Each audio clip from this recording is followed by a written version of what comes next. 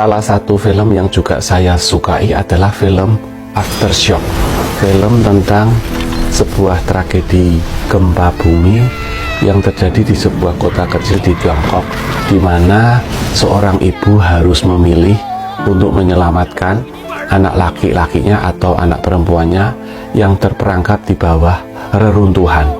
Akhirnya ia berkata kepada para petugas penyelamat, "Tolong selamatkan anak laki-lakiku." Dan petugas itu menarik anak laki-lakinya itu, dan bangunan itu kemudian runtuh menimpa anak perempuannya yang tertinggal. Ternyata anak perempuannya masih selamat, dan kemudian beberapa hari kemudian diselamatkan oleh seorang tentara dan diadopsi sebagai anaknya karena tentara itu tidak punya anak.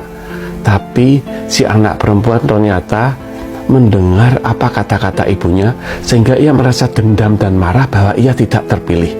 Akhirnya ia memilih untuk tinggal di Kanada dan hidup terpisah dengan mamanya, tidak memberi kabar sama sekali. 30 tahun kemudian, saat di kota kecilnya kembali dilanda gempa, ia memutuskan untuk menjadi relawan dan kembali ke Tiongkok.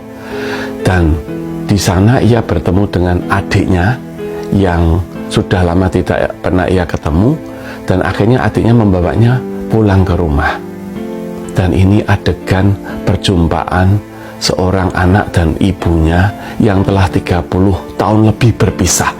Dan adegan ini sungguh sangat mengharukan. Sang mama diam saja di dapur, menyuruh anak perempuannya masuk ke dalam rumah. Dan si anak perempuan ini tertegun di dalam rumah, di ruang tamu. Di altar keluarga terpampang fotonya, dan sebaskom buah tomat segar yang masih direndam dalam air. Itu adalah buah tomat kesukaannya semasa dia masih kecil. Dan mendadak si anak menjadi terharu bahwa selama ini ibunya, mamanya ternyata merindukannya. Dan waktu si mama masuk ke ruang tamu, si mama pun berlutut meminta maaf telah tidak memilih dirinya. Tapi si mama mengatakan, "Aku merindukanmu setiap hari selama 30 tahun. Kenapa engkau tidak pernah mengodak aku?"